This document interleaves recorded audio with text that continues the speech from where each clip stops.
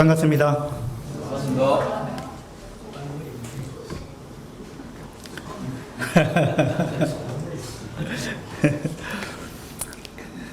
스크린에 소갈머리라고 나왔는데 소갈머리 보니까 좀 우스운 생각이 듭니까? 소갈머리가 무슨 뜻인지 아십니까? 아시는 분 계세요? 가운데 머리 없는 사람. 국어 사전에 보니까 마음이나 속 생각을 낮잡아 이러는 말이다 이렇게 돼 있어요. 그 우리 마음 그리고 속 생각. 그러니까 소갈이라는 말은 속이라는 뜻이에요. 알. 그래서 이제 소갈머리는 우리 마음이나 속 생각을 이제 말하는 건데 머리라는 뒤에 머리 갖다 붙이면 낮춤말이 되는 거죠. 처신머리 없다 뭐 이런 이야기 하죠. 그 다음에 이제 국어사전의 두 번째 뜻을 보니까 마음보를 낮잡아 이러는 말이다. 그렇게 나와 있습니다. 그러면 소갈머리가 없다라고 하면 무슨 뜻일까요? 생각이 없다. 그렇죠? 소갈머리가 없다라는 말은 염치가 없거나 생각과 사려가 부족하다. 그런 뜻입니다. 또 남을 배려하는 마음이 없고 자기만 생각하는 비좁은 마음 씀씀이, 그 마음이 밴댕이 속처럼 좁다. 그런 뜻을 갖고 있습니다.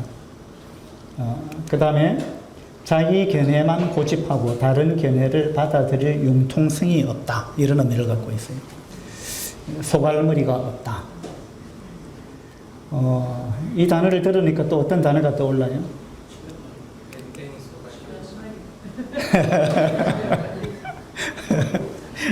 주변머리는 무슨 뜻일까요? 주변머리. 예? 그래요. 국어사전에 보니까 주변을 속되게 이러는 말이다 그랬어요. 그러니까 여기서 주변이라는 말은 일을 주선하거나 변통하는 것 또는 그런 재주를 주변이라 그럽니다. 그러니까 말주변이 없다 이런 이야기 하잖아요. 그래서 주변머리는 주변을 속되게 이러는 말이다 이렇게 되어 있어요. 비슷한 말은 주변머리에 비슷한 말은 수완, 재간 이렇게 되어 있어요. 그러니까 주변머리가 없다 이 말은 수완이 없다, 재간이 없다 이런 뜻이죠. 그래서 좀 설명을 하자면 주변머리가 없다는 것은 융통성이 없다. 이태원 행제님 아까 잘 말씀하셨는데 융통성도 없고 말도 잘 할 줄 모르며 사교의 기술이 없다. 이런 뜻을 갖고 있는 것이 주변머리가 없다 이런 뜻입니다.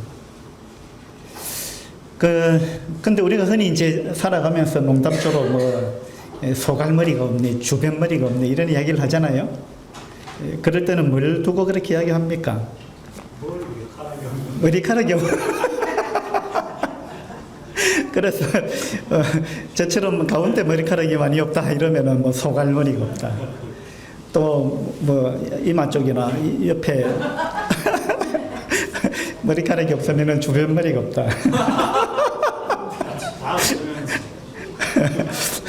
그렇게 이야기하는데 소갈머리와 주변머리의 참뜻을 여러분 좀 아시면 좋겠다 그런 생각이 들어요.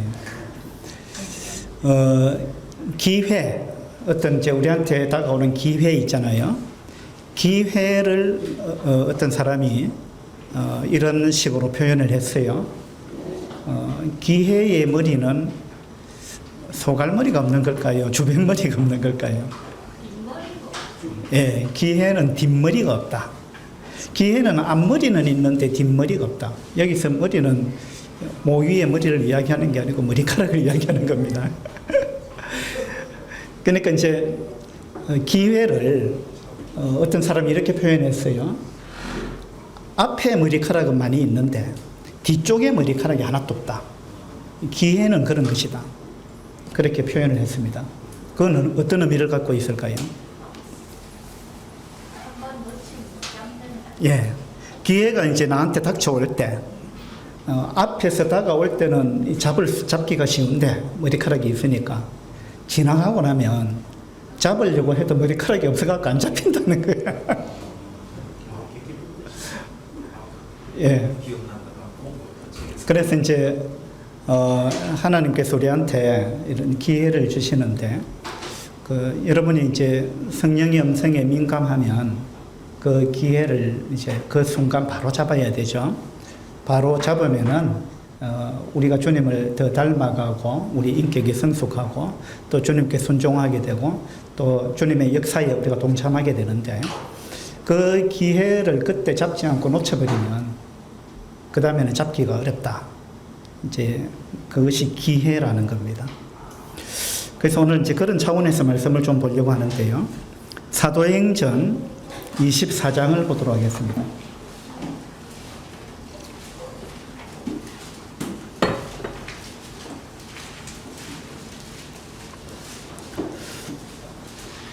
사도행전 24장 10절입니다.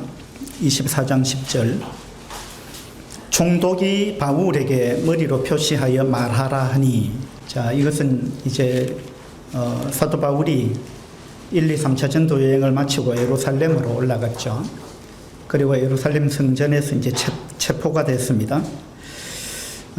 그리고 이제 유대인들이 바울을 막 죽이려고 하니까 천부장이 클라우디오 루시아라는 천부장이 바울을 이제 군중 가운데서 건져내 가지고 가이사라로 보냈죠. 군병들 470명의 호위를 받고 가이사라로 갔습니다. 그 가이사라에는 이제 벨릭스라는 총독이 있었습니다. 그래서 이제 벨릭스 총독 앞에 서서 변론을 하는 그러한 장면입니다. 24장 1절을 한번 보도록 합시다. 24장 1절에 닷새 후에 대제사장 아나니아가 어떤 장로들과 한 변호사 더둘로와 함께 내려와서 총독 앞에서 바울을 고발하니라. 그래서 이제 유대인들이 그 바울을 고발하기 위해서 이제 가이사라로 왔습니다. 그래서 벨릭스 총독 앞에 섰는데 어떤 사람들이 바울을 고소하러 왔느냐 하면 대제사장하고 또 장로들하고 그 다음에 또 누가 왔어요? 변호사를 한 명 데리고 왔어요. 그러니까 어떻게 하든지 간에 이제 바울을 이제 죽이고 싶은 겁니다. 그렇게 해서 이제 이 변호사 이름이 뭐죠? 더둘로 변호사가 이제 바울은 이러이러한 죄를 지었습니다 하고 쭉 이야기를 했습니다. 그리고 나서 이제 10절에 가서 이 변호사의 말을 듣고 나서 총독이 바울에게 당신도 할 말이 있는가 하고 이제 기회를 준 것입니다. 그렇게 해서 이제 바울이 변론을 하게 되는데 13절을 한번 보죠. 13절 이제 나를 고발하는 모든 일에 대하여 그들이 능히 당신 앞에 내세울 것이 없나이다. 저 사람이 이제 더둘로가 자기 바울의 제목을 한 3가지 정도로 이야기를 했는데 바울이 지금 변론하기를 그거는 다 틀린 말이다. 그리고 증거도 하나도 없다. 그러니까 당신 앞에 내세울 것이 하나도 없다. 이 말은 당신 앞에 증거를 낼 수 있는 것이 아무것도 없다. 이제 그런 이야기입니다. 그 다음에 14절에 그러나 이것을 당신께 고백하리이다. 나는 그들이 이단이라 하는 도를 따라 조상의 하나님을 섬기고 율법과 선지자들의 글에 기록된 것을 다 믿으며 그러니까 나는 구약 성경에 기록되어 있는 걸 내가 다 믿는다. 이제 그 이야기를 하고 있죠. 그 다음에 15절에 보니까 그들이 기다리는 바 유대인들이 기다리는 바 하나님께 향한 소망을 나도 가졌으니 하나님께 향한 소망 그것을 나도 가졌다. 그 소망이 뭐냐 하면 곧 의인과 악인의 부활이 있으리라 함이니이다. 바울이 지금 이 사건은 이거는 정치적인 문제도 아니고 뭐 다른 어떤 것도 아니고 이거는 종교적인 문제입니다. 그들이 나하고 이 믿음이 좀 다르다고 해가지고 지금 나를 고발해서 나를 죽이려고 하는데 이것은 순전히 내가 뭐 폭동을 일으킨 적도 없고 어떤 그런 정치적인 죄가 아니고 그들은 이 종교적인 문제를 가지고 나를 죽일 죄인으로 이렇게 지금 몰아가고 있는 것입니다. 그러면서 나는 그들과 동일하게 구약 성경을, 그 당시는 구약 성경밖에 없었죠. 이 구약 성경을 나는 그대로 믿습니다. 그리고 그들이 갖고 있는 소망을 나도 갖고 있습니다. 그 소망이 뭐냐 하면 악인과 의인의 부활이라고 했습니다. 그래서 이제 바울이 나는 부활을 믿습니다 라고 이야기를 한 겁니다. 부활에 대한 소망이 있습니다 이랬어요. 자, 여러분은 어떠세요? 여러분 부활에 관한 소망을 갖고 계십니까? 예. 죽음으로 끝이 아니고 하나님께서 내가 죽더라도 하나님께서 나를 다시 부활시킬 것이다 라는 믿음이 있습니까? 믿음이 있든 없든 간에 우리는 다 부활하게 돼 있어요. 이 부활에 관한 소망이 있든지 없든지 간에 다 부활합니다. 그런데 이제 부활의 차이가 있다는 거예요. 의인의 부활이 있고 악인의 부활이 있습니다. 그러니까 바울이 이야기한 이 부활에 관한 소망은 악인의 부활이 아니고 의인의 부활이겠죠. 그래서 우리는 반드시 부활합니다. 부활하는데 어떤 사람은 의인의 부활로 부활하게 되고 어떤 사람은 악인의 부활, 두 종류의 부활이 있습니다. 의인의 부활은 우리가 하늘나라 가기 위한 부활입니다. 그런데 악인의 부활은 뭘까요? 심판을 받기 위한 부활. 이건 심판의 부활이에요. 그리고 지옥 가기 위한 부활입니다. 반드시 부활이 있는데 이 두 가지 부활이 있다는 거예요. 그런데 하나님을 믿지 않는 사람들은, 성경을 믿지 않는 사람들은 그것이 어떻게 가능한 이야기냐. 사람이 죽으면 썩어버리는데, 썩어서 흙이 돼버리거나 바다에 빠져 죽으면 물고기 밥이 돼버리는데, 또 화장하고 나면 남는 게 뭐냐, 죄만 남는데, 근데 어떻게 사람이 다시 부활할 수 있다는 거냐. 이게 믿지 않는 사람들은 이게 안 믿기는 거죠 사실. 그래서 뭐 천주교에서는 화장을 안 한다더라고요. 왜냐하면 나중에 부활 못할까 봐. 근데 그 화장한 죄를 하나님이 부활시키지 못한다면 하나님이 아니에요. 하나님은 아무것도 없는 데서 무에서 유를 창조하시는 그런 능력을 갖고 계신 분입니다. 그러니까 시체가 뭐 흔적도 없이 사라졌다 할지라도 하나님은 다시 부활시킵니다. 이것은 하나님께 있어서는 식은 죽 먹기입니다. 어떻게 부활이 가능하냐, 말도 안 된다 이렇게 생각하는 분들이 계실 텐데 고린도전서 15장을 한번 보겠습니다.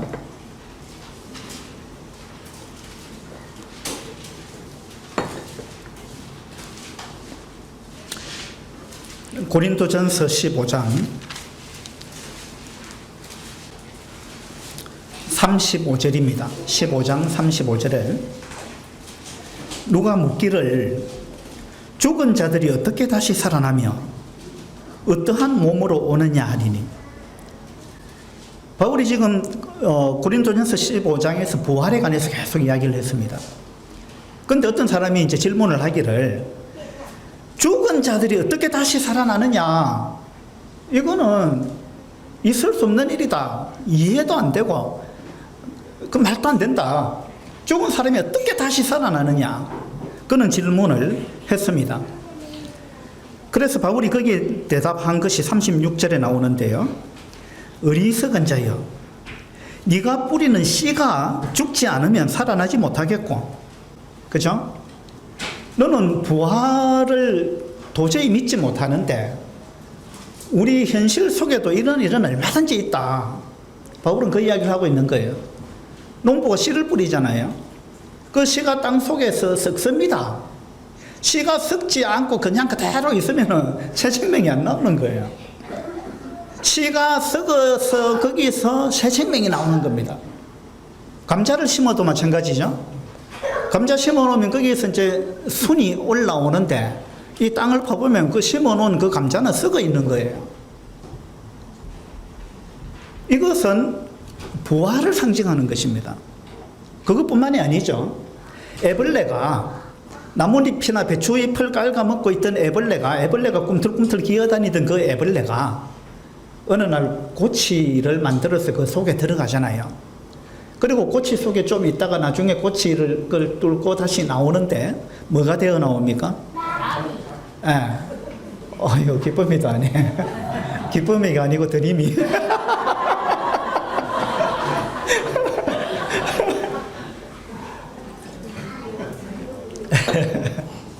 그러니까 애벌레가 고치 속에 들어가서 한동안 있는 이 고치는 이 무덤을 상징하는 거예요. 그 고치 속에 한참 있다가 그 다음에 나오는데 보니까 부활을 해서 나오는데 보니까 애벌레로 나오는 게 아니고 나비가 되어 나온다는 거예요. 그러니까 이전과는 완전히 다른 모습으로 새로운 삶을 살게 되는 거죠. 이것이 부활에 관한 다 그림이에요. 하나님께서 애벌레가 나비가 되도록 이렇게 만드신 이유가 있겠죠. 그게 우리한테 교훈을 주기 위한 이유가 하나 있을 거예요. 그래서 죽음이 끝이 아니다. 반드시 부활이 있다.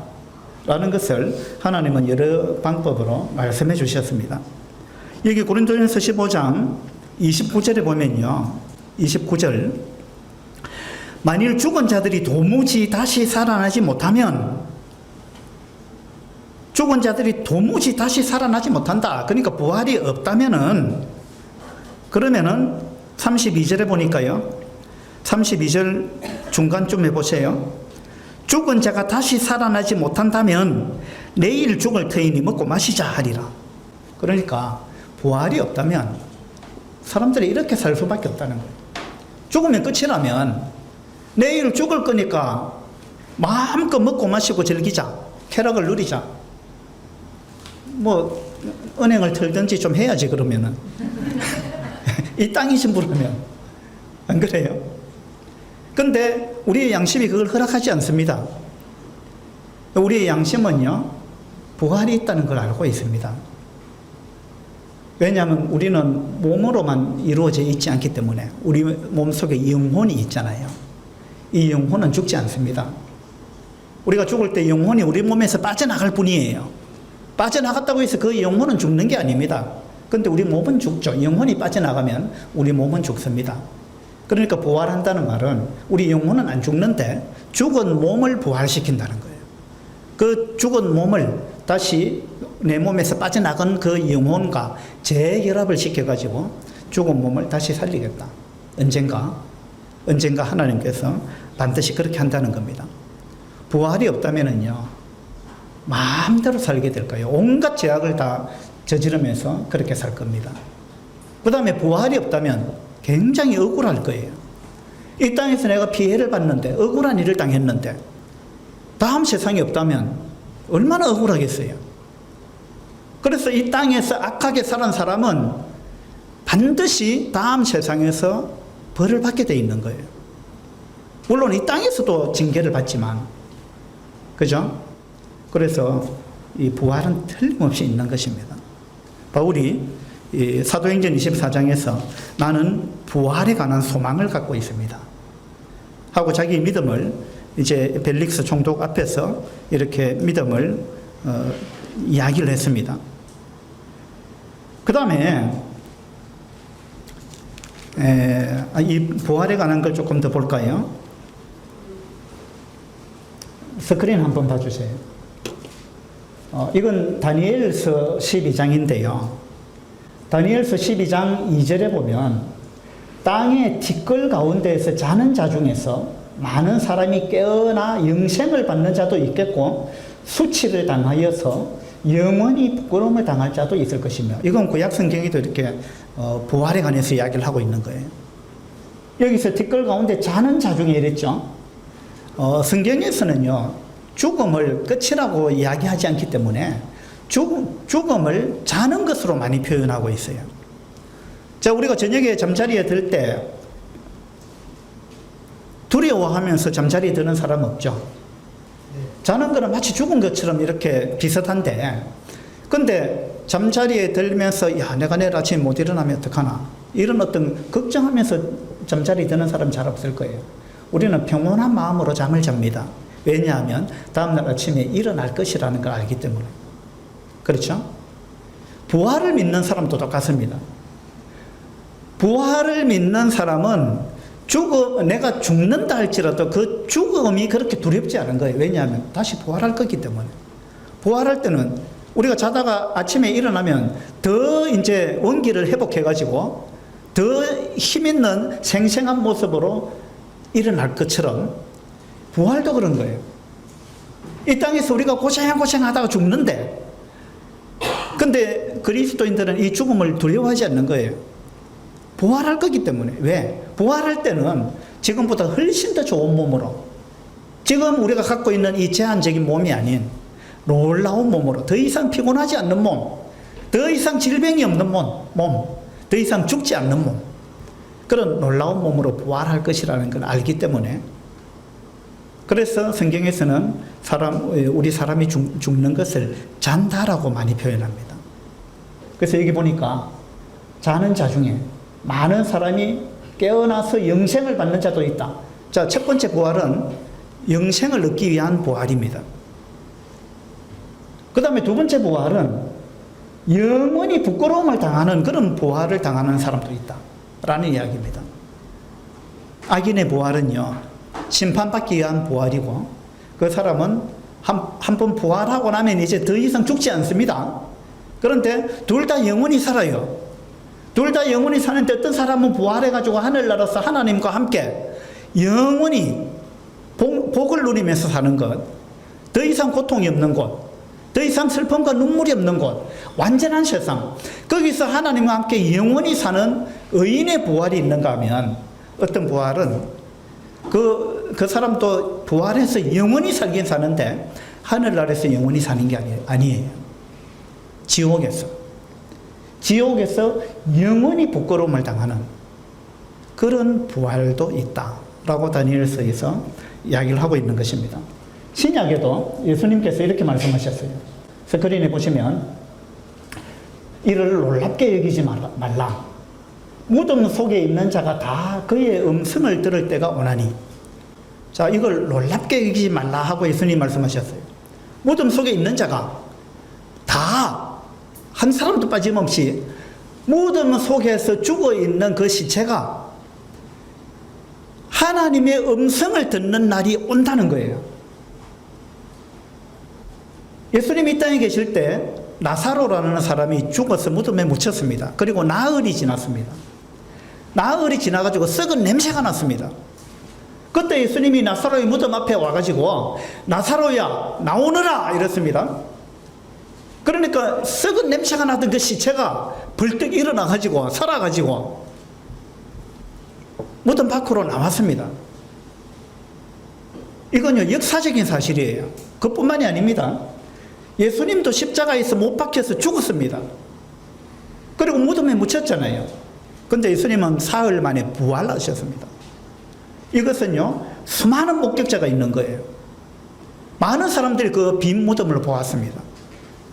예수님이 부활한 건 사실이에요. 이건 역사가 증명하고 있는 겁니다. 나사로가 부활한 것도 마찬가지입니다. 수많은 사람이 그 부활하는 장면을 본 것입니다. 그래서 예수님께서 우리 모두가 다 부활한다. 언제? 너희들이 무덤 속에 있을 때 하나님이 부를 거다. 나사로를 부르듯이, 나사로야 나오너라 했듯이 우리의 이름을 하나님이 부르는 그 날이 온다는 거예요. 그때는 무덤 속에 있는 자가 다 그의 음성을 듣는다는 겁니다. 듣고 나온다는 거예요. 그런데 29절에 보니까, 선한 일을 행한 자는 생명의 부활로, 악한 일을 행한 자는 심판의 부활로 나오리라. 이 성경에서는 신구약을 막론하고 계속해서 부활을 이야기하고 있는데, 이 부활은 두 종류가 있다, 그렇게 말씀하고 있습니다. 자, 사도행전 24장으로 다시 돌아가 보겠습니다. 사도행전 24장, 이제 바울이 벨릭스 총독 앞에서 이렇게 변론을 했습니다. 그러면서 이제 내가 믿고 있는 바가 무엇이다 하고 이야기를 했습니다. 24절에 보니까요, 수일 후에 벨릭스가, 총독입니다. 벨릭스가 그 안에 유대 여자 드루실라와 함께 와서 바울을 불러 그리스도 예수 믿는 도를 듣거늘. 이 벨릭스 총독이 자기 이제 아내하고 바울을 따로 또 불렀습니다. 불러가지고 바울이 부활에 관해서 이야기를 했잖아요. 죽음이 끝이 아니다 이랬잖아요. 그래서 아마 이 총독 벨릭스가 아마 호기심이 생긴 것 같아요. 그래서 이제 따로 바울을 불러서 그 이야기를 더 듣고 싶다 이렇게 한 겁니다. 25절에 보니까 바울이 의와 절제와 장차 오는 심판을 강론하니, 이제 바울이 벨릭스 총독 앞에 와서 두 번째 이제 이야기를 하는데, 이때는 첫 번째는 부활을 이야기했죠. 죽음이 끝이 아닙니다. 부활이 있습니다. 이제 두 번째 와서는 의와 절제에 관해서 이야기를 했습니다. 우리가 어떻게 살아야 하느냐라는 이야기입니다. 그리고 장차 오는 심판을 강론했습니다. 심판이 있습니다. 부활이 있고 부활하고 나서 반드시 심판이 있다. 심판이 있다는 걸 기억해야 된다. 바울이 벨릭스 총독 앞에서 이 이야기를 한 겁니다. 심판은요 반드시 있습니다. 하나님이 우리 모든 사람을 부활시킨다 그랬잖아요. 한 부류는 천국에 데려가기 위해서 부활시킵니다. 한 부류는 심판하기 위해서 부활시키는 거예요. 그리고 그 심판을 받는 그 한 부류는 살아나가지고 심판을 받고는 지옥에 들어가는 거예요. 요한계시록 20장을 한번 보도록 합시다.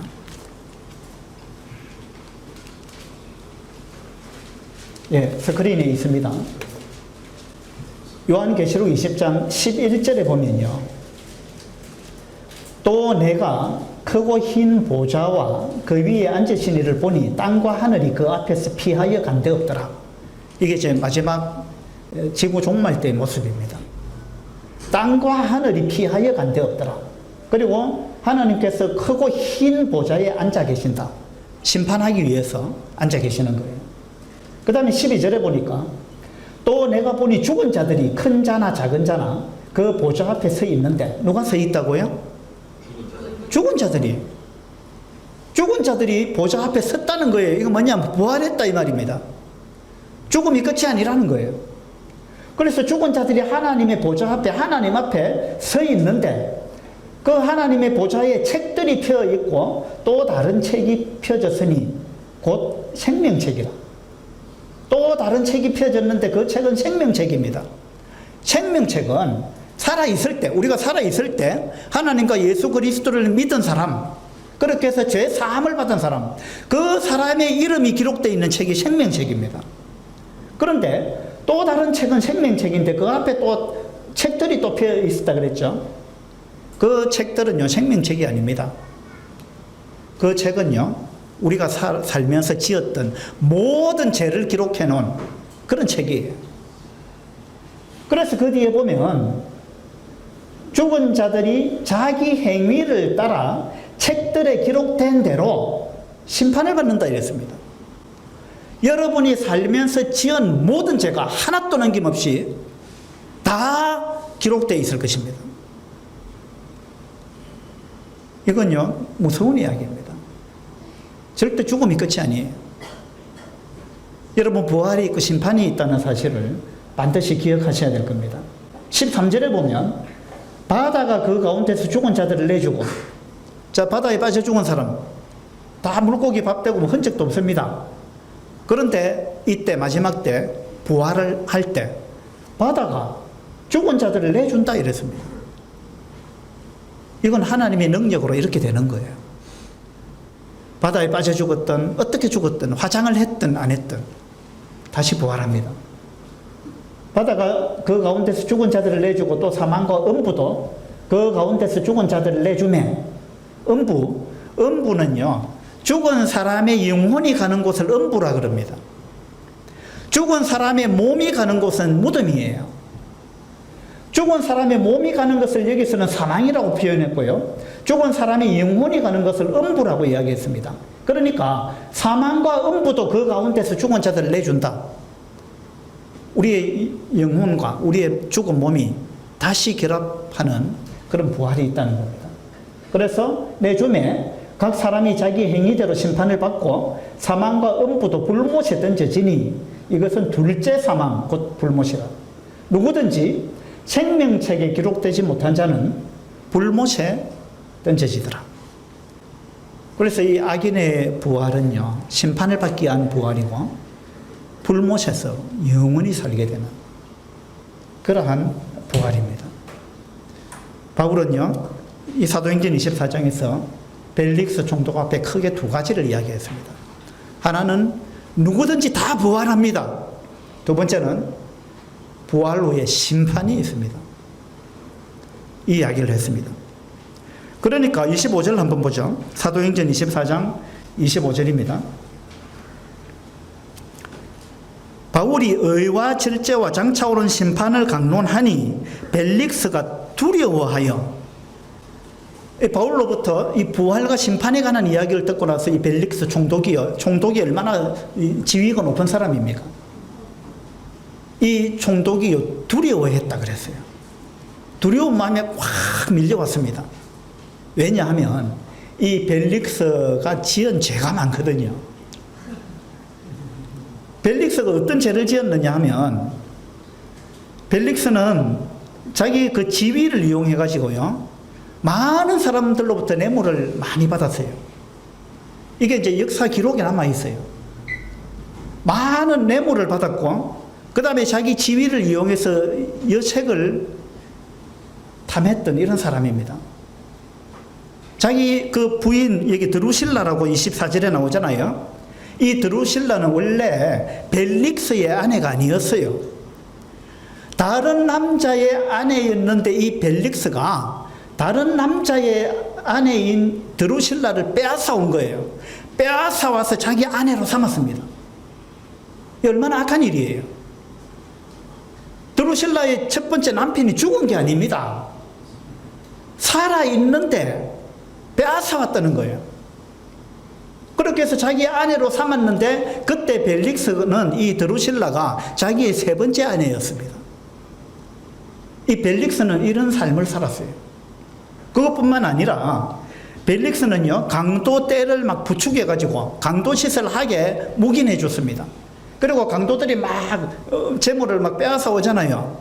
그러면은 벨릭스가 내가 너희들을 그냥 묵인해 줬으니까 빼앗은 것 중에 몇 퍼센트를 나한테 내라. 총독이 이런 일을 했어요.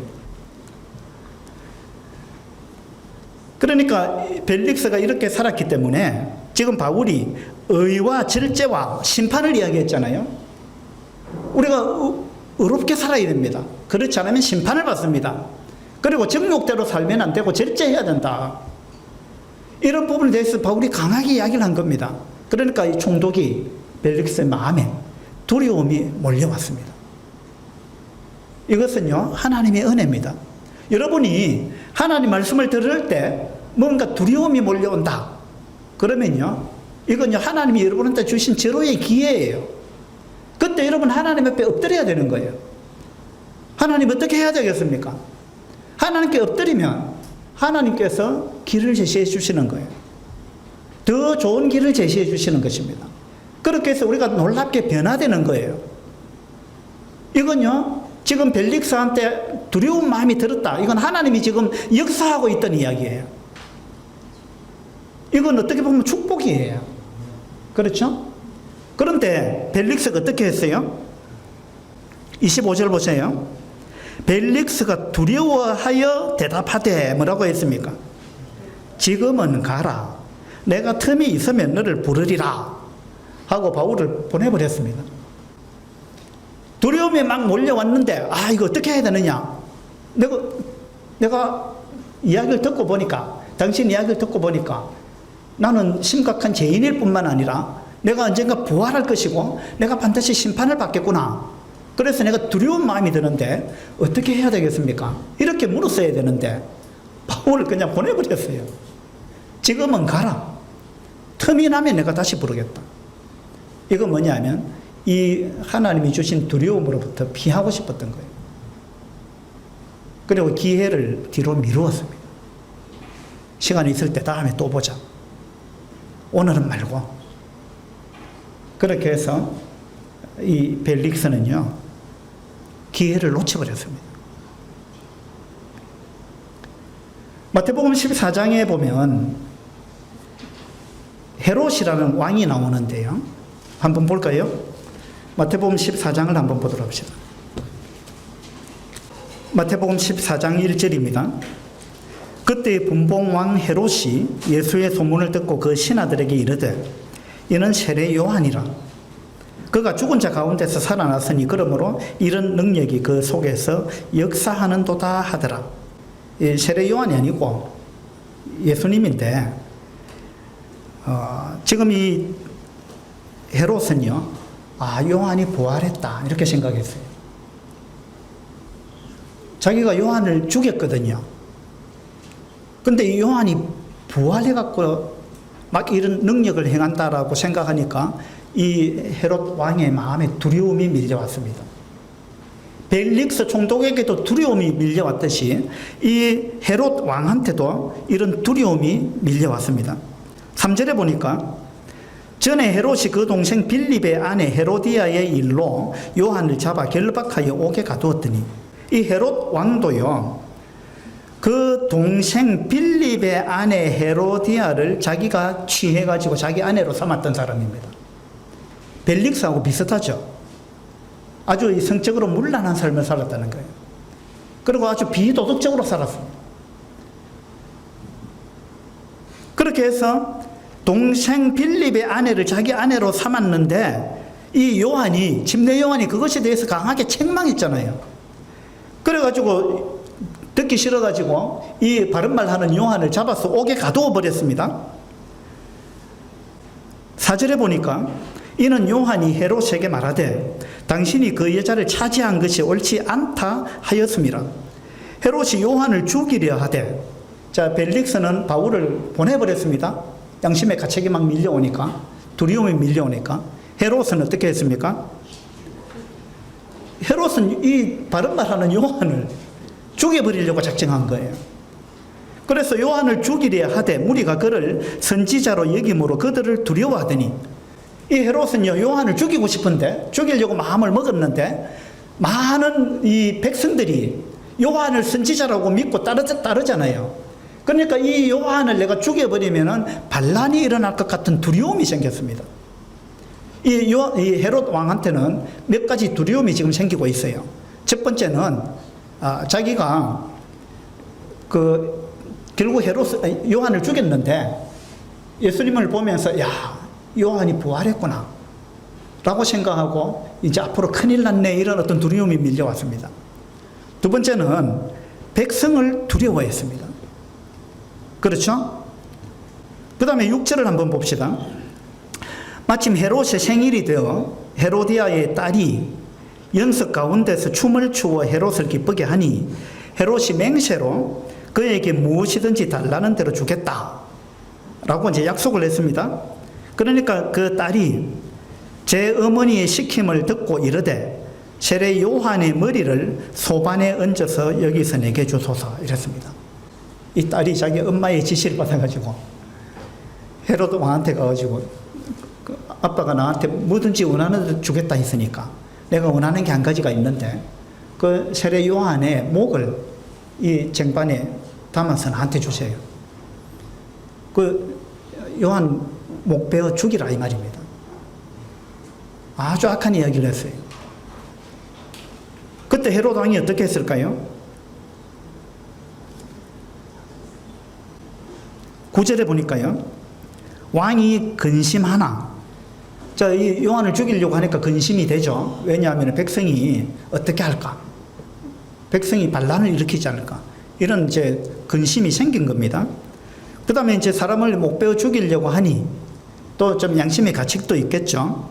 그래서 왕이 근심하나 자기가 맹세한 것과 무엇인지 다 주겠다 그랬잖아요. 자기가 맹세한 것과 그와 함께 앉은 사람들 때문에 주라 명하고 사람을 보내어 옥에서 요한의 목을 베어 그 머리를 소반에 얹어서 그 소녀에게 주니 그가 자기 어머니에게로 가져가니라. 이 헤롯이 이런 일을 했습니다. 그러니까 벨릭스 총독도 두려움에 몰려왔고 이 헤롯 왕에게도 두려움이 밀려왔는데 헤롯은 요한을 두려워했고 민중을 두려워했고 그 다음에 사람들이 비웃을까 봐 두려워했습니다. 이 요한은 진짜 두려워해야 될 분을 두려워하지 않았어요. 진짜 두려워할 분이 있다는 거예요. 사람이 두려운 게 아니에요, 사실은. 사람을 두려워하지 말라 그랬잖아요, 하나님이. 이 헤롯은요, 주변 사람들을 두려워했습니다. 요한을 두려워하고 민중을 두려워하고 이런 걸 두려워했습니다. 두려워해서는 안 될 것들을 두려워했어요. 그런데 진짜 두려워해야 될 분이 계시는데 그분은 하나님이에요. 그분을 두려워하지 않았습니다. 그런데 벨릭스는 어떻습니까? 벨릭스는 지금 하나님을 두려워하고 있어요. 하나님께서 당신을 부활시킬 것이고 심판할 거다라는 바울의 이야기를 들으면서 벨릭스는요, 하나님에 대한 두려움이 생겼습니다. 그런데 문제는 뭐냐 하면 헤롯은 하나님보다 사람을 두려워했는데 벨릭스 총독은 하나님을 두려워했습니다. 그런데 문제는 뭐냐 하면 지금은 아니다. 지금은 아니다. 지금은 가라. 내가 틈이 있으면 너를 부르리라 하고 회피해버렸습니다. 우리가 복음을 전해보면 많은 사람들이 이렇게 하는 거예요. 많은 사람들이 아이 천천히 믿지 이렇게 이야기합니다. 내일이 있다고 이야기합니다.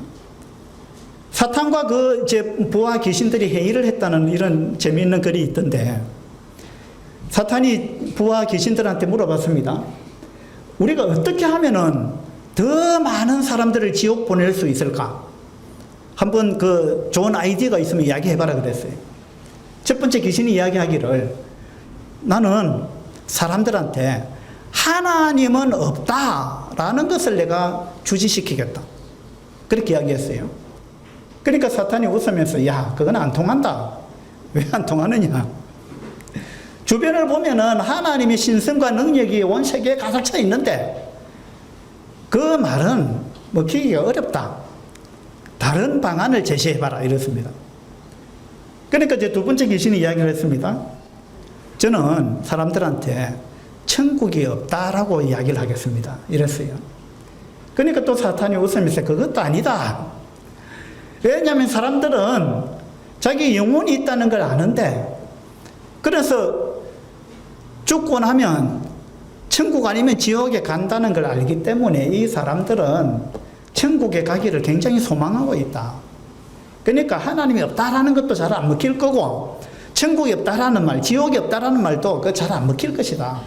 다른 아이디어 없느냐 이랬어요. 그러니까 세 번째 귀신이 뭐라고 했을까요? 저는 사람들한테 이렇게 이야기하겠습니다 라고 말했습니다. 뭐냐 하면 급히 서두를 필요가 없다. 천천히 생각해라. 너에게는 내일이 있다. 뭘 그렇게 급하냐? 천천히 생각해라.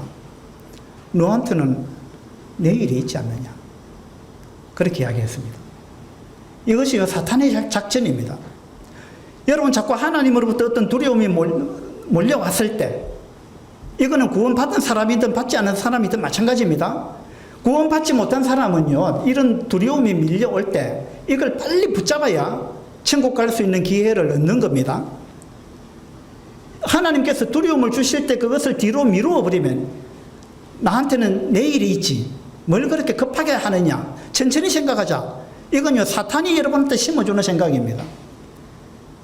거기에 빠지게 되면 그런 기회가 다시 안 올 수도 있다는 겁니다. 아주 위험한 거예요. 구원받은 사람도 마찬가지입니다. 우리가 성경을 읽을 때 뭔가 하나님께서 우리의 마음을 움직입니다. 성령을 통해서 감동을 주시잖아요. 여러분 그것을 그때 붙잡아야 되는 거예요. 그때 안 붙잡으면 어떻게 됩니까? 아니 그거 사라져버려요. 뒷머리 예? 뒷머리 아 뒷머리가 없다.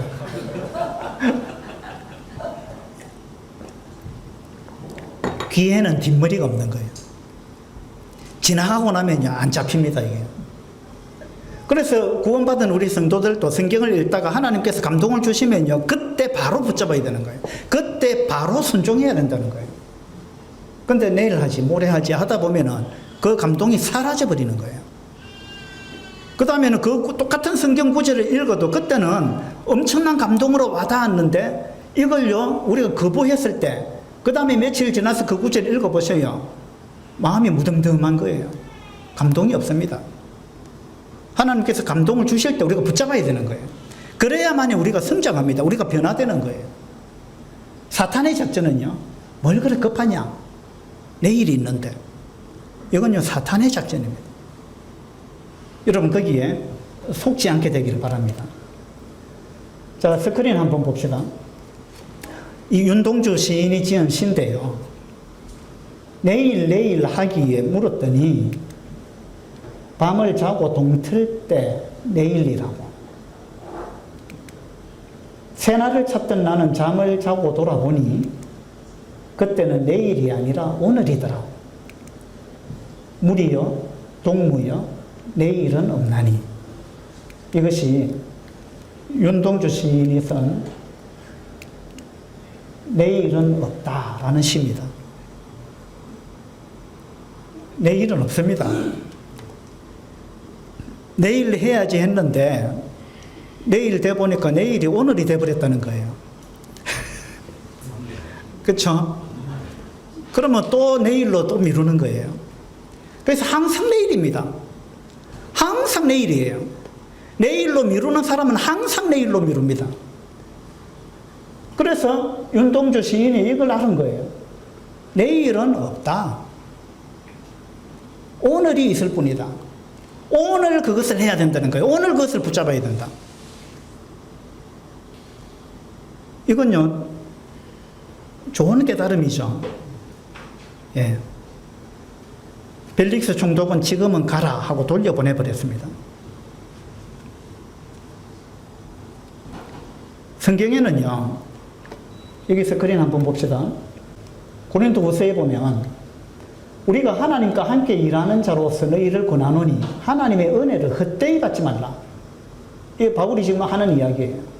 하나님께서 여러분한테 어떤 은혜를 베풀 때, 어떤 감동을 주실 때 그것을 헛되이 받지 말라 이랬습니다. 이르시되 내가 은혜 베풀 때에 너희에게 듣고 너의 음성을 내가 들었다. 너의 기도를 들었다 이 말입니다.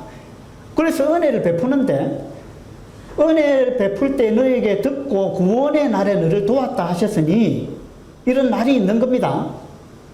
그래서 이걸 놓쳐버리면은 다시는 이런 은혜를 붙잡기가 어렵다는 이야기를 지금 하고 있는 거예요. 보라, 지금은 은혜 받을 만한 때요. 보라, 지금은 구원의 날이로다. 고린도서 6장에서 바울은 지금을 강조하고 있습니다. 맞죠? 벨릭스는 다음에 이랬습니다. 다음에. 잠언에 보면 너는 내일 일을 자랑하지 말라. 하루 동안에 무슨 일이 일어날는지 네가 알 수 없음이니라. 이런 말씀이 있어요. 우리한테 내일은 없습니다. 내일 하다가 이 벨릭스가 어떻게 됐느냐 하면요. 그 사도행전 24장 27절을 한번 보도록 합시다. 27절에 이태가 지난 후, 이태가 지났다. 2년이 지났다 이 말입니다. 2년이 지난 후 보르기오 베스도가 벨릭스의 소임을 이어받으니, 자, 베스도라는 사람이 다시 총독으로 부임해 왔다는 거예요. 이 벨릭스는 총독의 자리에서 잘려버렸습니다. 로마의 황제가 이 벨릭스를 로마로 소환했습니다. 왜냐하면 이 벨릭스가 아주 악행을 저지르고 있다는 건 이 이야기들이 계속 들렸거든요. 그래가지고 이 강도 때를 이용해서 돈을 벌고 뭐 뇌물을 받고 막 이 포갑적으로 정치를 하고 여색을 밝히고 막 이런 것들이 로마 황제의 귀에 들어간 거예요. 그래가지고 로마 황제가 이 벨릭스 총독을 자리를 박탈하고 로마로 불렀습니다. 그리고 베스도를 대신 총독으로 보냈습니다. 그런데 이 벨릭스가 바울을 보고 지금은 가라. 내가 틈이 있으면 너를 부르리라. 틈이 있으면, 기회가 있으면, 시간이 나면 너를 다시 부르리라 이랬죠. 26절에 보니까 동시에 또 바울에게서 돈을 받을까 바라는 거로 더 자주 불러 같이 이야기하더라. 이 벨릭스가요, 2년 동안 바울을 그 감옥에 가두어 놓고 수시로 불렀다는 거예요. 수시로 불러가지고 이런 이야기를 했는데, 처음에 불렀을 때는요, 벨릭스의 마음에 두려움이 몰려왔습니다. 바울의 말을 듣고. 근데 그 다음부터 불렀을 때는 두려움이 없어요. 돈 받아. 예, 마음이 딴 데가 있는 거예요. 왜 바울을 자꾸 불렀느냐? 이 바울이 지금 갇혀 있으니까 내가 자꾸 부르면은 아니, 내가 뭐 좀 인사 좀 해라 이러면 인사가 무슨 말입니까? 근데 바울이 뭐 당신 나한테 인사 좀 해야 뭐 좋은 일이 안 생기겠느냐 이렇게 하는데 바울이 그 인사가 무슨 말인지 몰랐던지 뇌물을 쓰라 이 말이잖아요. 이 지금 벨릭스가 그걸 원하는 거거든요. 당신이 뇌물을 쓰면 내가 당신 풀어줄 수 있다. 그런 목적으로 자꾸 부른 겁니다. 2년 동안 그렇게 했습니다. 2년 동안 이 대사도 전도자, 이 탁월한 전도자가 자기 옆에 2년 동안 있었습니다. 그런데 이 벨릭스는 구원받지 못했어요.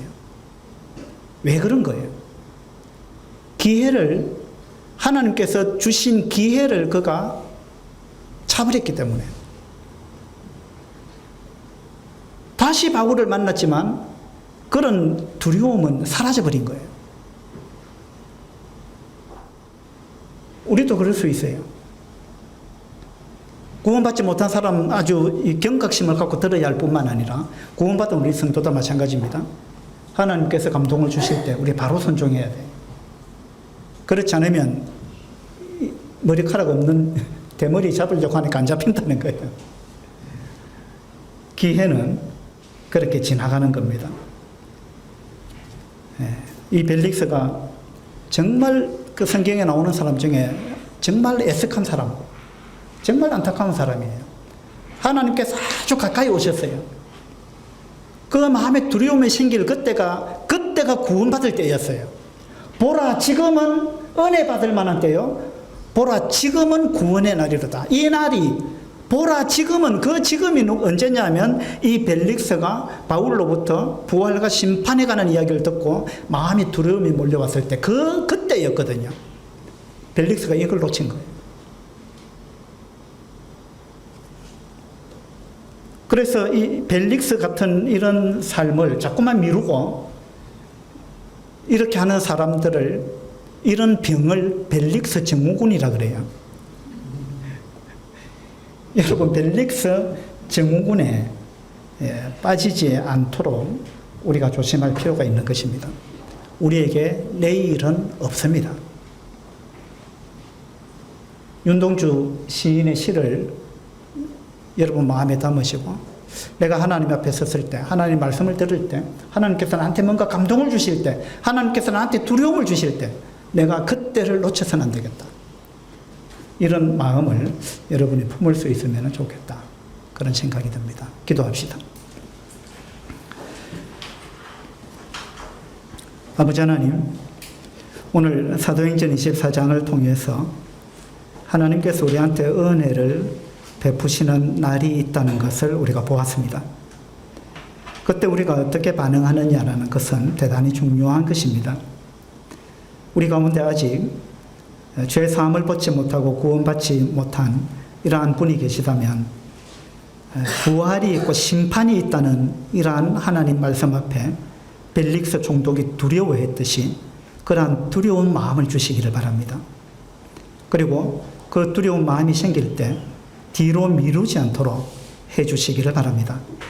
또 우리 구원받은 성도들도 하나님께서 우리의 삶의 변화를 위해서 무언가 감동을 주실 때 마찬가지로 우리가 뒤로 미루는 사람이 되지 않도록 해주시기를 바랍니다. 내일은 없다는 이 시를 우리 마음에 새기고 오늘을 살아갈 수 있도록 해주시기를 바랍니다. 감사드리며 우리 주 예수 그리스도 이름으로 기도드립니다. 아멘.